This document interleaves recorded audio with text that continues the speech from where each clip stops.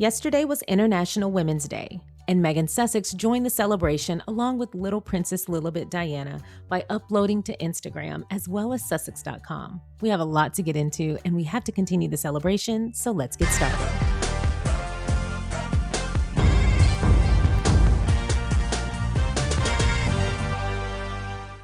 Thank you for clicking on my video, and if you're returning, welcome back to my channel. Today, we're continuing the celebration of International Women's Day by highlighting Meghan's contribution on Sussex.com as well as Instagram.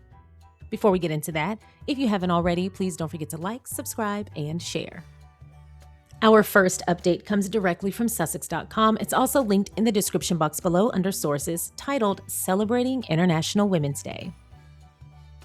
International Women's Day is a day to celebrate women's strength, resilience, and achievements. While the day recognizes women around the world, meaningful change often starts closer to our own homes. Sometimes the most powerful thing we can do is show up for the women in our own communities.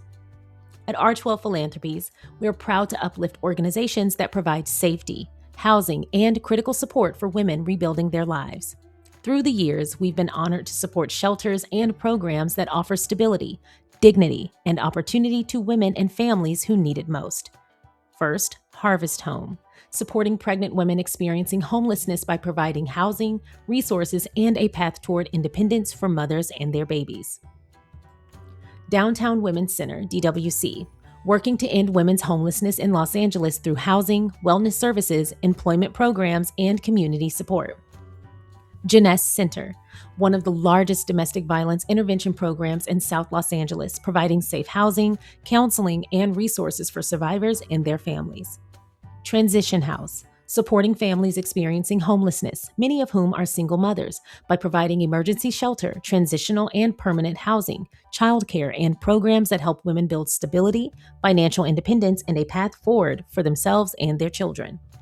Genesis Women's Shelter and Support, providing safety, shelter, and long-term support for women and children escaping domestic violence. Justice for Girls, advocating for the rights, safety, and empowerment of girls facing violence, poverty, and homelessness. These organizations remind us that supporting women isn't just a once-a-year gesture. It's an ongoing commitment to safety, opportunity, and community care. If you're looking for a way to show up for women, consider supporting a shelter or organization in your own community. The National Women's Shelter Network provides a directory to help you find shelters and support organizations near you, because when communities come together to care for women, everyone is stronger.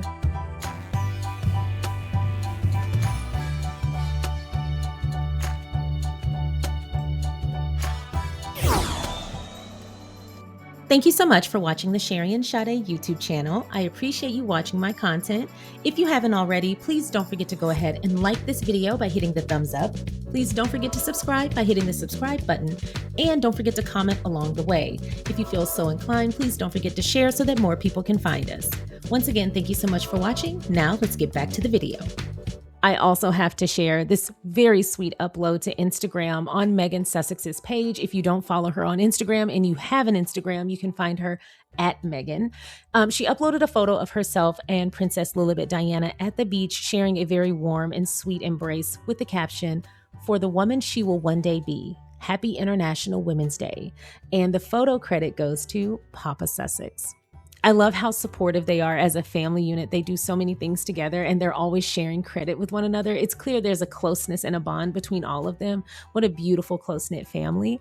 But I also have to just talk about this first of all. Yes, Princess Lilibet is a girl and a young girl and a kid right now, but I love that Meghan is always so conscious that her children will one day go into adulthood and have to forge their own path and be independent people.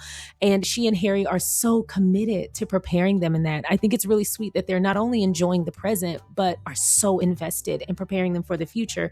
And not just the stability aspect of it, of like teaching several lessons or teaching certain lessons and preparing them so they have an inheritance, et cetera, skills and all this.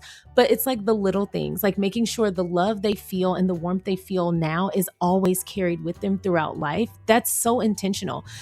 I remember when Meghan was a guest on the podcast and she shared that during pivotal moments or sweet moments or when they have their firsts or like they laugh for the first time, lose a tooth, etc., she sends a little email to them in the moment so she can share all of her feelings presently. Because a lot of things we forget in retrospect, a lot of those small nuances, the things that really move us in the moment, we may forget over time, and more things happen throughout life. So we might not remember how deep we felt something or be able to describe it that way when the time comes. And I love that she uses the email account to send them heartfelt emails to share what the process is like parenting them and raising them, so that one day they can relive that from an adult perspective and continue to connect through that.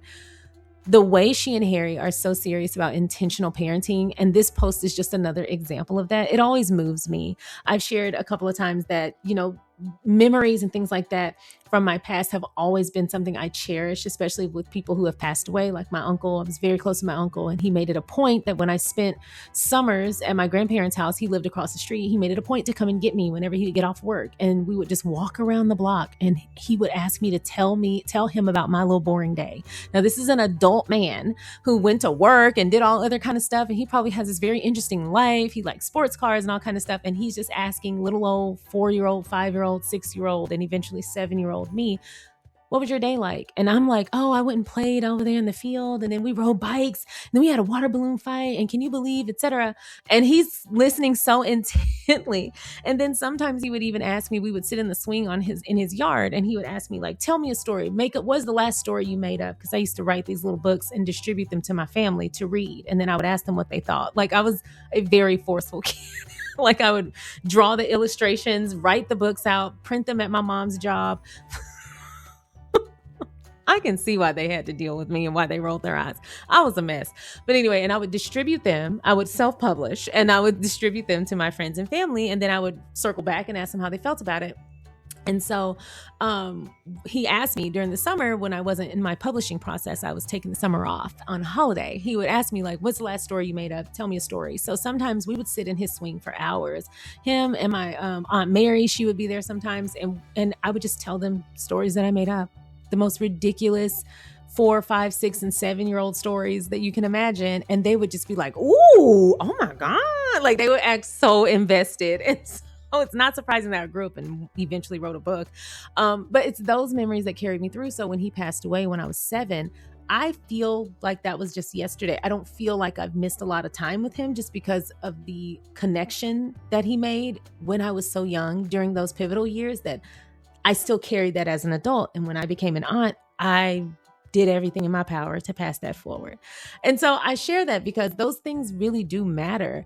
And when I see them show up in the world, especially when we're covering Meghan and when we're covering other parents or talking about other people and how they're parenting and how they're rearing their children in those very special moments that you just don't get to have every day, and the things that should be cherished. And if you blink, you'll miss them. I revisit some of those very sweet memories. And so I thought that was, I wanted to share that because this picture really reminded me of that, how she's in 2 places at once and she's so intentional about it. She's in the moment with her daughter right now, but she's speaking to her future and preparing her for that. I thought, what a beautiful statement in only a few words.